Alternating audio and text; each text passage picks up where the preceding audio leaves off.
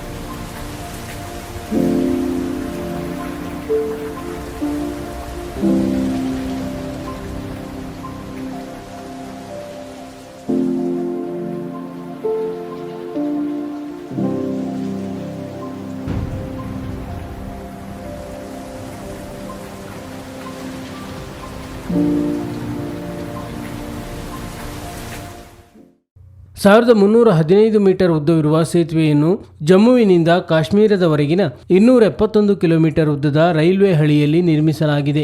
ಕಾಶ್ಮೀರ ಕಣಿವೆಯನ್ನು ರೈಲಿನ ಮೂಲಕ ಸಂಪರ್ಕಿಸುವುದು ಭಾರತೀಯ ರೈಲ್ವೆ ಇತಿಹಾಸದಲ್ಲಿ ಇದೇ ಮೊದಲು. ಈ ಸೇತುವೆ ಅದ್ಭುತ ಎಂಜಿನಿಯರಿಂಗ್ ತಂತ್ರಜ್ಞಾನಕ್ಕೆ ಉದಾಹರಣೆಯಾಗಲಿದೆ. ಅಲ್ಲದೆ ಈ ಸೇತುವೆ ಐಫೆಲ್ ಟವರ್ಗಿಂತ ಎತ್ತರವಾಗಿದೆ. ಐಫೆಲ್ ಟವರ್ 330 ಮೀಟರ್ ಎತ್ತರವಿದ್ದರೆ ಚೀನಾಬ್ ಸೇತುವೆ 359 ಮೀಟರ್ ಎತ್ತರದಲ್ಲಿದೆ.